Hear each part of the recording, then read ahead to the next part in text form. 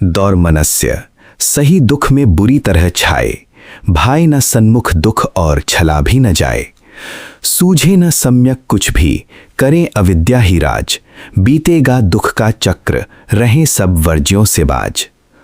भगवान के सत्य, शिव, सुंदर स्वरूप के ज्ञान के लिए व परम तत्व स्वरूप ब्रह्म के साक्षात्कार के लिए मनुष्य को जगत के विचारों से छुटकारा पाना पड़ेगा तथा उन बाहर के सुखों के बिछड़ने से होने वाले दुख से अपने आप को धैर्य में रखकर आसन और ध्यान में समय व्यतीत करने का अभ्यास भी करना होगा।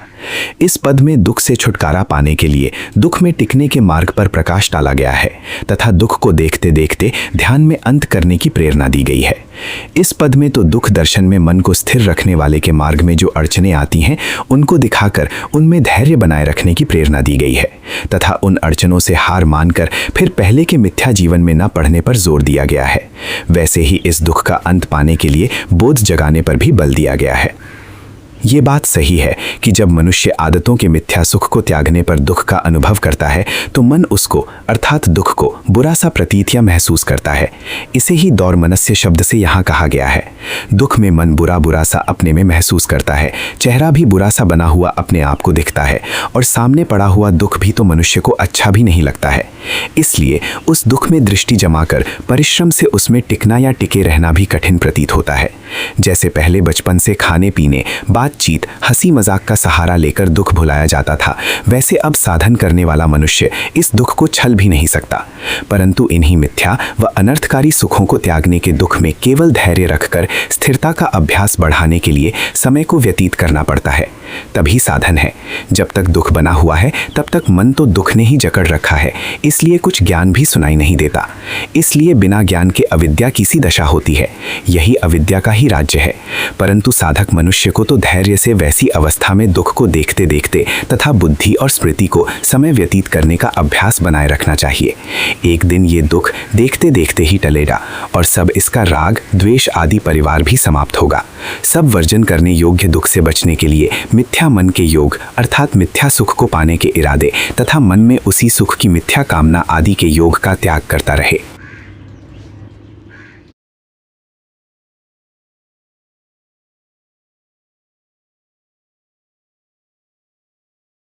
दुख जाए सौमनस्य पाए, पाया आत्मा का देश। ज्ञान भाए दुर्मति जाए, जाए अविद्या का लेश। पर दुख में साजे स्मृति, रखे मन के तोल की चाह। सतत ध्यान को जागृत राखे, हो यत्न से बेपरवाह। जब अड़चनें दुख को सामने रखकर विचार द्वारा समझने के लिए ध्यान में स्थिर रहने पर आती हैं, वे सदा बनी नहीं रहेंगी। इनका भी कुछ समय ही है। ये सब एक दिन दूर हो जाएंगी। परंतु संयम अर्थात अपने को काबू रखना या संयम के साथ रहना होगा। यही बोध या सत्य ज्ञान के अंगों का इस पद में निर्देश दिया गया है। प्रीति, प्रसाद, उपेक्षा के साथ साधन करने वाले मनुष्य का एक दिन वो भी आएगा कि उसका दुख देखते देखते ही मिटना आरंभ होगा। जैसे कि खुजली किसी अंग पर होने से मनुष्य उस स्थान को नाखून आदि से खुजलाकर दूर करता है, परंतु कोई कोई धैर्य वाला मनुष्य यदि बिना खुजलाए अपने मन को संभाल कर उसको देखते देखते समय व्यतीत करे, बुद्धि और अपनी स्मृति को बनाए रखे, जिससे कि खुजली का दुख उसे भुलाकर झटपट खुजली मिटाने के लिए कुछ खुजलाने के क्रम में न लगा दे, तो वो धैर्य वाला मनुष्य देखेगा कि कुछ समय के खुजली के दुख को देखते देखते व्यतीत करने से खुजली अंदर वाले मन या आत्मा ने बलवान होकर बिना खुजलाए ही दूर कर दी और खुजली के स्थान पर वो अंग बिना खुजलाए ही सुखी हो गया। तभी उसे अपने आप में स्वयं इस खुजली मिटाने की विद्या की प्राप्ति हुई। वैसे ही एक दिन सब बाहरी सुखों के बिछोड़े का दुख भी देखते देखते टलेगा। इसके लिए बाहर या संसार के सहारे नहीं लेने पड़ेंगे। मन में दौर्मनस्य के स्थान पर सौजन्य अर्थात सुंदर मन का भाव पाया जाएगा और अपना आपा या आत्मा का देश भी बसने को मिलेगा, अर्थात संसार की भटकना नहीं रहेगी और दुख टलने पर दुख टलने की विधा प्राप्ति रूप ज्ञान भी स्वयं प्राप्त होगा। संसार में भटकने वाली दुर्मति, खोटे विषयों वाली बुद्धि भी नहीं रहेगी और विद्या आने से मन में अविद्या का थोड़ा भाव भी नहीं रहेगा। परंतु दुख में स्मृति बनी रहनी चाहिए। अपने मन का तोल या पहचान बना रहने की इच्छा बनी रहे, ध्यान भी जागता रहे। यत्न से एक दिन सब शोक मिट जाएंगे। यदि दुख में गए बीते सुखों के कारण से आपकी बुद्धि को समझने की शक्ति रूप ज्ञान सोचों में ही खोया हुआ रहेगा, तो ही ज्ञान से विपरीत अंधकार रूप से ज्ञान को ढांकने वाली शक्ति अविद्या से सत अर्थात होता हुआ भी आत्मा अर्थात वर्तमान भी चित्त या ज्ञान स्वरूप आत्मा या अपना आपा आनंद रूप होने पर भी ढका सा रहने से अप्राप्त सा ही दिखेगा। यदि दुख में भी ज्ञान वर्तमान सत रूप से टिका रह गया और किसी तृष्णा की वस्तु के पीछे पीछे अंतरहित सोचों में खोया नहीं रहा, तो इसी ज्ञान के चेतन या समझने की शक्ति में जागृत रहने की शक्ति से तृष्णा भी मन से उतर ही जाएगी या नष्ट ही हो जाएगी। तब तृष्णा की खींच या तनाव न रहने से आनंद अनुभव में आने लगेगा। जहाँ आनंद या सुख है वही मन का टिकाव होता है। यही सतचित आनंद आत्मा की प्राप्ति हो गई। यही स्थायी रूप से मनुष्य अपना ठिकाना पा जाएगा। इसीलिए इसे देश शब्द से कहा गया है।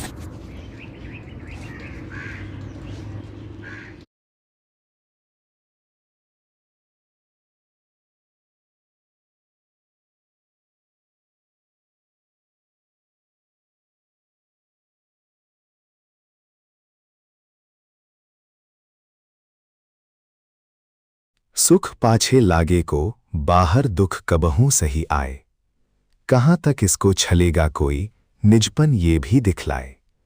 बुद्धिमान सो जो इसको भी देखे और देखें इसका मूल, मूल सहित परिहरित कर सम्यक सकल मिटा दे शूल। दुख में मन को स्थिर करके इस दुख के सत्य अर्थात दुख का कारण या जड़ क्या है, फिर इस दुख की जड़ कैसे कटेगी, जड़ को काटने का मार्ग या उपाय कौन सा है, यही सब ज्ञान दुख के बारे में दुख के सत्य का ज्ञान है। इसी ज्ञान को ध्यान में पाकर मनुष्य इस सांसारिक बड़े दुख का अंत करने के लिए प्रेरणा प्राप्त करता है। जन्म से ही मनुष्य अपने बालपन में पाए बाहर के पदार्थों व प्राणियों के थोड़े से सुख के पीछे ही लगा रहता है, परंतु ये सुख सदा बने रहने वाला तो नहीं है। अंत में इन बाहर के सुखों पर भरोसा रखकर जो इन्हीं के पीछे धन, अधिकार और बांधवों, मित्रों के बल के लिए सदा व्यस्त रहता है, तो वो एक दिन देखेगा कि ये सब उसका साथ नहीं दे सकेंगे, उसके काम नहीं आने वाली स्थिति या अवस्था में पाए जाएंगे। इनके होने पर भी मनुष्य को इनका सुख नहीं रहेगा। ये संबंध उसको खान पान उसकी इच्छा के अनुसार न दे सकेंगे। प्रयोजनों की प्रीति भी समय के परिवर्तन के साथ साथ वैसे ही नहीं रहेगी। उसमें पाया हुआ प्रीति या प्रेम वाला अपना आपा या मान भी वैसा अपने में नहीं रहेगा। यही सब बाहर के सुख अनित्य और दुख रूप में परिवर्तित हो जाएंगे और सुख थोड़ा भी न रह सकेगा। जो दुख उन बाहर के सुखों के वियोग से प्राप्त हो रहा है, उसको भूलने या भुलाने के साधन भी नहीं बन पाएंगे। इसलिए इसको इधर उधर दूसरी बातों या संगों में मन लगाकर भी भूला नहीं जा सकेगा। ये दुख जो कि संसार में सांसारिक प्राणी के भाग्य में बंधा है, ये भी अपनापन अवश्य ही दिखलाएगा। अब ऐसी स्थिति में बुद्धिमान व्यक्ति इस अपने समय के अनुसार जीवन में अनुभव में आने वाले दुख से किनारा करना न चाहे, अर्थात भयभीत होकर भागना न चाहे, बल्कि इसको ध्यान में दृष्टि के सामने रखकर इस दुख की जड़ को खोजते खोजते पहचाने और इसके मूल, इसकी जड़ को पहचानकर इस मूल को अपने यत्न या उद्योग से उखाड़कर इस अपने संसार के दुख का शूल सदा के लिए ही मिटा दे।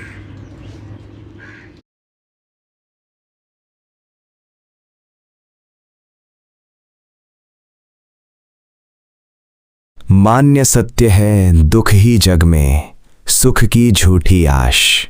इसको भूल भुला के सुखिया, होगा कबहू निराश। जो हताश न होवे मन तब, दुख में जीवन पाए। देह बुद्धि मन वश में राखे, करन न छोटे धाएं।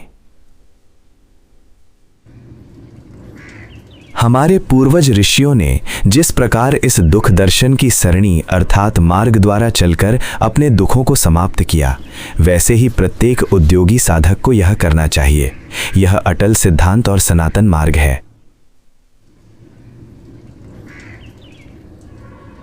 उन्हीं पूर्व के ऋषियों ने अपने दर्शन शास्त्र के ग्रंथों में मान्य योग्य दुख को ही जगत के सत्य रूप में दर्शाया है। अर्थात जगत में जो कुछ सुख मनुष्य बचपन से अनुभव करता आ रहा है वह सत्य नहीं है, वो तो झूठा है, अनित्य है, सदा बना रहने वाला नहीं। इसलिए सत्य नहीं है। सत्य वो है जो बना रहे। हाँ, संसार में जब तक संसार बना रहेगा तब तक दुख ही सदा बना रहेगा। इसलिए जगत के सत्य के रूप में पहले से ही विद्वानों ने दुख को ही सत्य बतलाया है। यही दुख जीवन को आरंभ करता है। मनुष्य इधर उधर के बाहरी साधनों द्वारा थोड़ा इसे टालकर सुख अनुभव भले ही कर ले, परंतु वह सुख बना तो रहेगा नहीं, अंत में दुख ही पल्ले पड़ेगा। इसलिए जगत के सत्य स्वरूप से मानने के लिए दुख ही सत्य है। इस सत्य को भूल भुलाकर बाहर के साधनों पर विश्वास रखने वाला सुखों में पड़ा मनुष्य एक दिन हताश और निराशी होगा। ये उनके पीछे भागेगा और ये उससे दूर भागेंगे।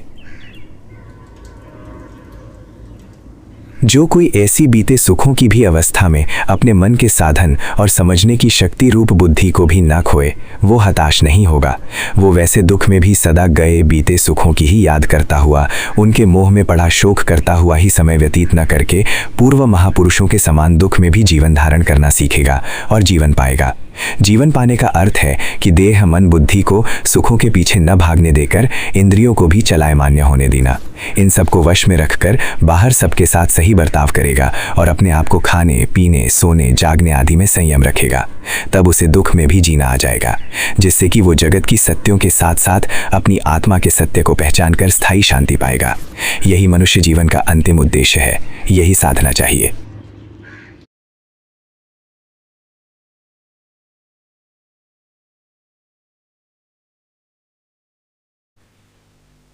समय पाए बल पाए, पूरा ले दुख में जीना सीख। दुख हेतु सुख तृष्णा त्याग कर, सत्य पड़ेगा दीख। जो है जैसा वैसा ही दिखे, यही है सत्य प्रमाण। स्मृति ध्यान वीर्य बल राखे, संग श्रद्धा का प्राण। दुख में मन को स्थिर रखकर यदि इस प्रकार देह बुद्धि मन और इंद्रियों को दुख की दशा में सही मार्ग पर चलाते रहें तो यही दुख में जीना सीखने की कला पूर्ण हो जाए। समय पाकर मन इसमें पूर्ण बल भी प्राप्त कर लेगा। दुख महसूस होने पर बुद्धि विपरीत निश्चय बनाती है, मन विपरीत इरादे या भाव रचता है, वाणी आदि इंद्रियां भी सब सही प्रकार से प्रवृत्त नहीं होती, देह भी हिंसा चोरी आदि कर्मों में लगा रहता है। यही सब मिथ्या जीवन हो जाता है या बल पकड़ जाता है। वैसे ही मिथ्या जीवन जीने वाले लोगों की संगत में ही समय व्यतीत होता है।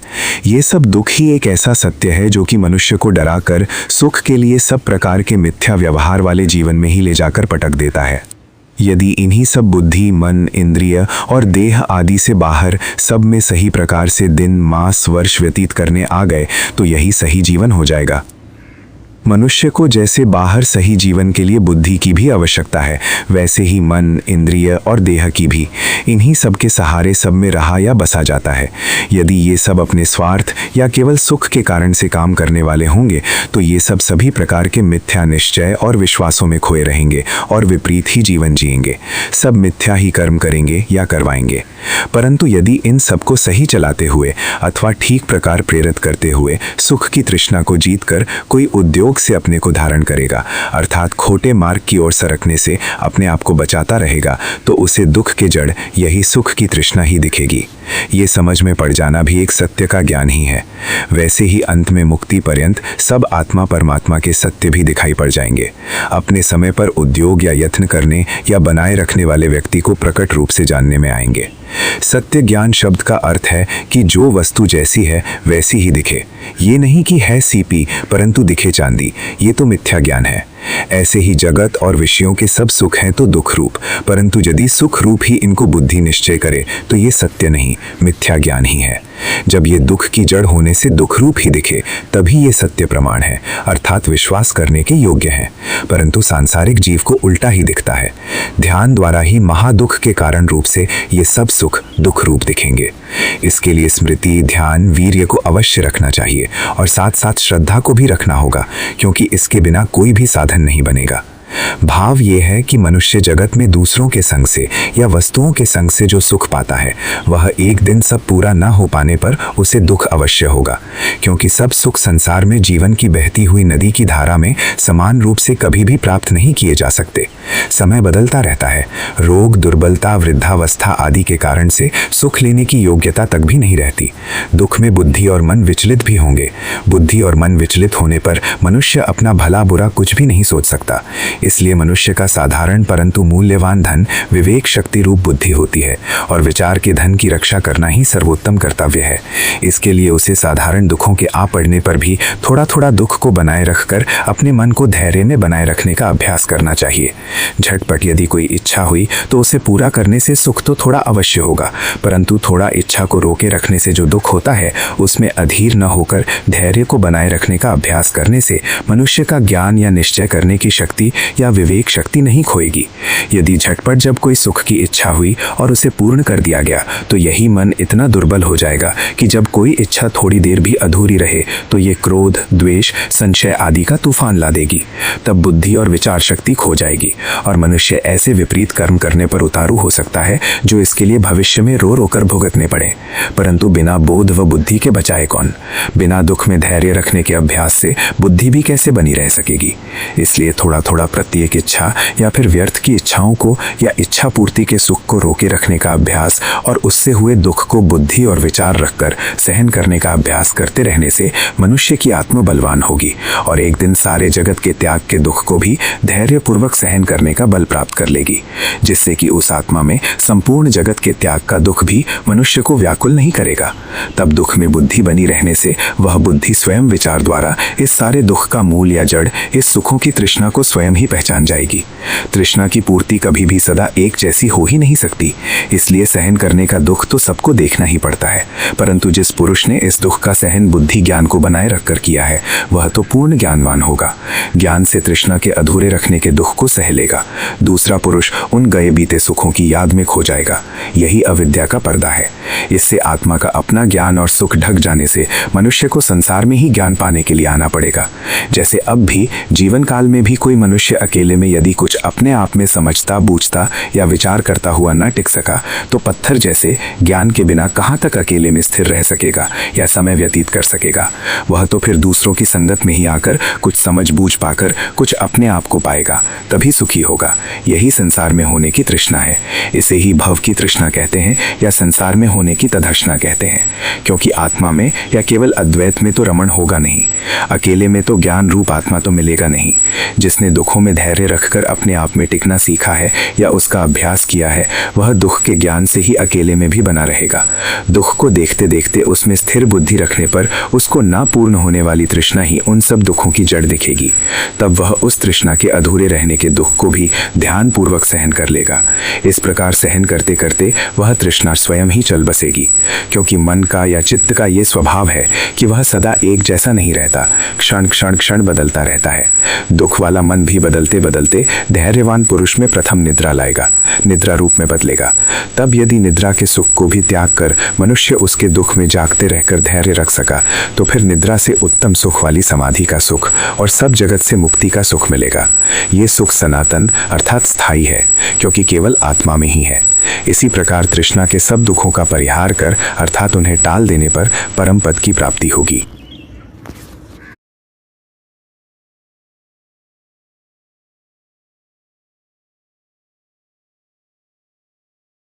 तृष्णा विषयों की आए, याद सुख की दिलाए, बहु मन को लुभाए है। अनास्था कराए, सच्चे धर्म को भुलाए और दुख से डराए है। वीर्य विघ्न हटाए, स्मृति ध्यान को बुलाए, या से सत्य को चमकाए है। श्रद्धा ही बचाए, वीर्य विघ्न टलने, स्मृति ध्यान को बुला के सकल सत्य को सुझाए है। जब मनुष्य ध्यान द्वारा बुद्धि विवेक को जगाने के यत्न में लगेगा और कुछ अनावश्यक ज़रूरतों और सुखों को त्यागने के दुख को स्वीकार करके एकांत में आसन पर कुछ समय व्यतीत करने का उद्योग आरंभ करेगा तो उन विषयों की तृष्णा मन में अपना चक्कर लगाएगी जो कि उस साधक पुरुष ने अनर्थकारी समझे हैं, और उनके क्षणिक सुख की भी याद मन में विद्युत के समान चमक कर निकल जाया करेगी और इससे उसके मन को बहुत लुभावनी अर्थात सुख पाने के लिए खींच करेगी। मोक्ष मार्ग में अश्रद्धा और अविश्वास को उत्पन्न कराएगी और सत्य मोक्ष के धर्म रूप संयम, ध्यान आदि को भुलाना चाहेंगी और आदत के सुख के वियोग के दुख से डराएगी कि ऐसे दुख में कैसे जिया जाएगा। सुख में तो सब जीते हैं, दुख में कौन जिएगा। फिर मिथ्या वही असंयम या सब प्रकार से इंद्रियों को मन की चाह के मिथ्या मार्ग पर ही वह तृष्णा ले जाना चाहेगी और वैसी खोटी की संगत करवाएगी, क्योंकि अकेले से तो विषय सुख मिलता नहीं, उस मिथ्या सुख के अन्य साथी भी चाहिए। इससे फिर सब प्रकार के अंत में बुरे या विपरीत परिणामों में ही ये तृष्णा रुलाएगी, अर्थात मनुष्य को उसमें उलझा देगी। वैर, विरोध, मिथ्या कर्म सब प्रकार के व्यर्थ के संघर्षों में पटक देगी, लोभ आदि से दुखी करेगी। ऐसी अवस्था में यदि सन्मार्ग की श्रद्धा बनी रही तो वह ही बचाएगी और मिथ्या सुख के काम, संशय, क्रोध आदि विकारों को वीर्य का बल ही हटाएगा। यही सब ध्यान के विघ्न रूप भी हैं। इन विघ्नों को वीर्य बल ही टाल सकेगा। स्मृति या मौके की बुद्धि यदि बनी रही तो ध्यान के समय ध्यान आदि में स्थित होकर सत्य ज्ञान रूप प्रज्ञा का भी लाभ हो सकेगा। उससे फिर सब बंधनों से और दुखों से छुटकारा मिलेगा। इस सब का यही तात्पर्य है कि हर समय मनुष्य श्रद्धा, वीर्य, स्मृति, ध्यान व प्रज्ञा का सहारा लेकर संसार में जीवन को धारण करे और दुख का अंत पाए।